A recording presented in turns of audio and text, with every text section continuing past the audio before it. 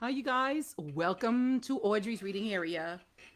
It's Wednesday, isn't it? Wonderful Wednesday. Wonderful multicultural Wednesday. On Wednesday, we do books of different cultures. And first, before I start reading, I'm going to ask you to please click that like button. Please hit that share button. And please go on over to YouTube and smash, I said smash that subscribe button for me. Well, thank you guys. All right. Alexa, what time is Audrey's reading area? Audrey reads in her area live at 5 o'clock p.m. Live at 5. Live Live at 5. And here I am. Well, can you tell? Can you tell? Can you tell?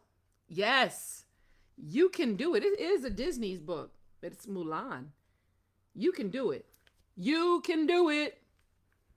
It's a story about self confidence. So it's an educational book. It's a fun and exciting book because it's got Mulan in it, and it's cultural, as you can see. It's a Disney's book. Now we're gonna just jump right into it. Shout out to my grandbabies, Korea, Sanaa, D3, and Kaden. And I love you guys, and I miss you so much. I pray every day that I get to see you again soon. Mwah. Much love from Grammy. Well, all right. You can do it. A story about self-confidence, and it is a scholastic book.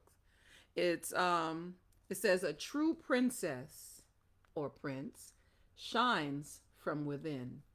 Disney's Mulan. So this book is by Jacqueline A. Ball, illustrated by Duendes del Sur with SI International. Look at that. Yes. Mulan was dreaming that she was swimming in a river. Someone on shore was blowing a whistle. She woke up to find her face wet with rain, and Crikey, her luckiest cricket, was chirping loudly. What's wrong, Crikey or Cricky? With one tiny leg, the cricket pointed outside. Along with the sounds of rain and thunder, Mulan heard Khan, her horse, whining in fear. She reached over to the sleep figure of a small dragon. Mushu, wake up. Wake up, Mushu. Huh? What's up? The dragon said. Khan sounds scared, Mulan said. I'm afraid he'll break his rope and run away. Ah, he'll be all right, said Mushu, yawning. Still tired, right? He's probably just horsing around. I need a light to check on him, Mulan insisted. Okay, said Mushu. He took a deep breath and blew it out into the night. But then his fire sputtered, then fizzled. Huh? Said Mushu. Any dragon worth his scales has fire stronger than wind and rain. Uh-oh. Try again, urged Mulan. Stop staring, Mushu complained. It makes me nervous when you watch. Mushu drew in another breath and blew it out. But again, his fire fizzled. Khan whined louder. Mulan found her way to Khan in the dark. She patted him and retied his rope. Back inside the tent, Mulan found Mushu slumped in a corner. Clearly, he was upset. You're probably just tired, Mulan said kindly. Try to get some sleep. Yeah, huffing and puffing. Just went out. But the next morning, Mushu was still too upset to even try breathing fire. Mulan wanted to stay and cheer him up, but her group had to take a rope climbing test. Those who passed would move up to the next level of training. Try not to worry, Mulan told him gently. Try not to worry. She rushed over to breakfast where her friends Chin Po, Ling, and Yao were waiting. Good morning, she greeted them. Good morning, Ping, they replied. No one knew Mulan was really a girl. They thought she was a boy named Ping.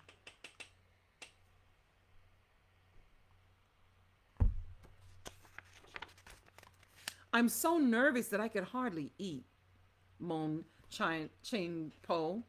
For me, that's nervous. I'm nervous too, said Yao. So am I, admitted Mulan, but we've all worked so hard. We'll be fine. Ling, their other friend, was silent. Silent. Are you nervous, Ling? Mulan asked. No, he said, not nervous, terrified. You're a great climber, Mulan protested. But I get scared when important people like the captain watch me do something, Ling explained. I know I'll just fail. Sometimes being nervous takes over you, right? Just then they heard a gong. So Mulan and her friends hurried outside.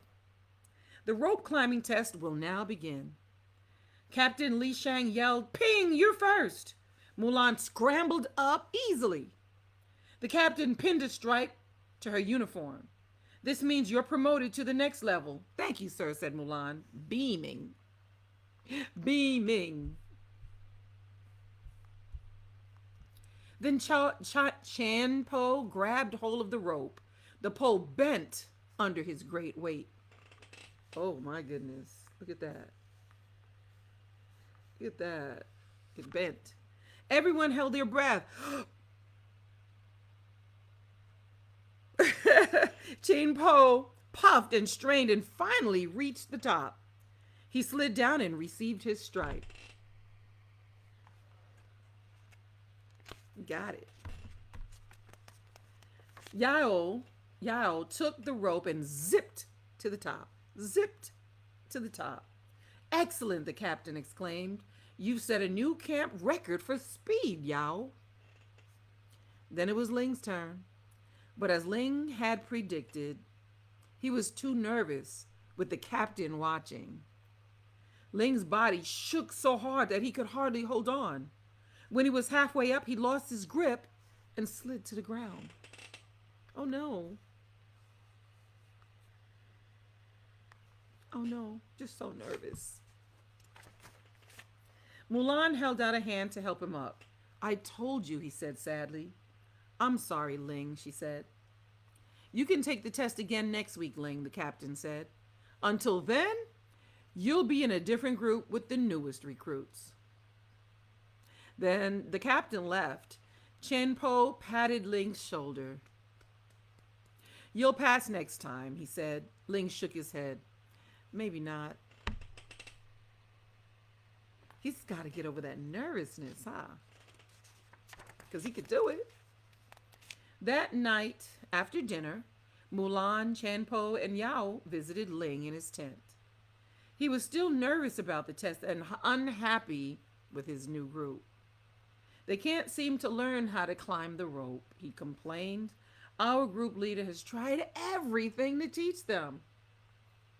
Maybe you can help, Mulan suggested. Ling looked puzzled. Like, huh?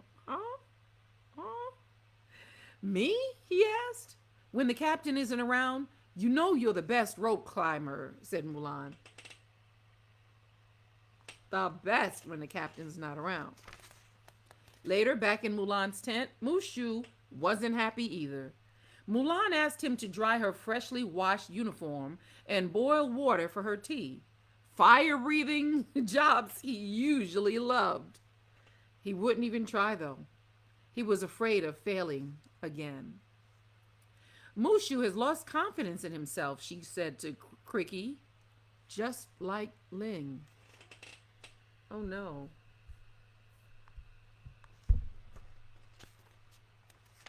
A few days later, Mulan, Chen Po, and Yao slipped behind some bamboo to watch Ling work.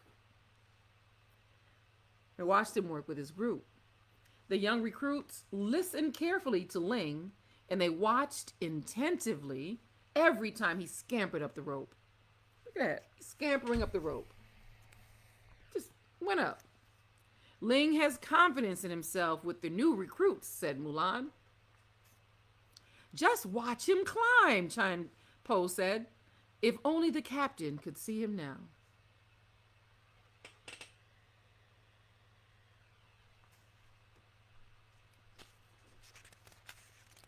Chan Po's words echoed in Mulan's ears.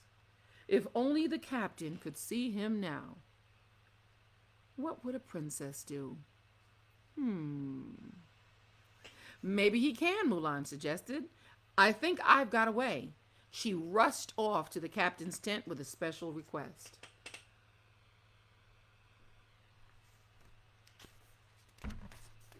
The day of the test arrived. Ling was pleasantly surprised when all of his old and new friends came to encourage him. You can do it, they cheered. Ling was ready this time. Just as he grabbed the rope, the captain stopped him. Ping suggested that I watch you work with the new recruits without your knowledge, the captain said. And I did. You actually took your test yesterday. Yesterday. You just didn't know it. So you've already passed with ease. Aw. Aw, look at that. Thank you, sir, said Ling firmly. But I want to take the test again. Now. Ling grabbed the rope. He climbed slowly at first. Then his movements became quicker and more confident. Finally, he scampered to the top. Hooray for Ling, he shouted at the crowd. The captain pinned not one, but 2 stripes on Ling's uniform. Your group leader says you are a fine teacher. Captain Li Shang said, so from now on, Ling, you'll help him teach rope climbing to every group of new soldiers. Aw. Ling looked very, very proud. Aw, look. Aw. Look at that. Mulan hurried to her tent to tell Mushu and Cricky the good news about Ling. As she got nearer, she saw something. Could it be smoke? She wondered. Mushu, she cried, your fire is back. Mushu shrugged. Cricky wouldn't eat anything but a toasted rice cake, he said. I couldn't let our lucky cricket starve. Cricky winked at Mulan. Mulan smiled. May I have one too? Sure, Mushu said happily. Aw. That night, Mulan lay in her sleeping bag, reading by the soft glow of Mushu's lowest flame. Cricky, full of rice cakes, was asleep. Mulan knew that Ling would sleep well tonight, now that his self-confidence was back. Sometimes all it takes to get back our confidence is to help others out. That's right. Help others. Sometimes when I help others and I help people and it helps me. I try to make people happy. That makes me happy. Well, all right. Time to turn out the lights, Mushu. Good night. The end. The end. Aw. Wasn't that a cool book? You can do it. You can do it. If it's something that you want to do, you can do it. Not making it the first time doesn't mean you stop there. You keep trying until you get it. Well, you guys, thank you. All right. Yes, Audrey's reading area is here for you every day, live at 5 every day. So now don't forget to click that like button. Don't forget to click that share button. Don't forget to go on over to YouTube, Audrey's reading area, smash it. Smash the subscribe button for me. Shout out to my mom who's here every day. Shout out to everyone who's here every day. And even if it's your first time, second time, shout out to you just for being here and listening to me read. Hopefully I'm encouraging you to just Pick up a book, open it, and read. Yes. Well, all right, you guys. I will see you again tomorrow live at 5, right? Live live at 5 tomorrow. Shout out to everyone who shares my videos too. Shout out to all of you, my cousin Ellie, my friend, yes, Sheena G, and my friend Victoria. Shout out to you. Thanks so much. And I will see you tomorrow.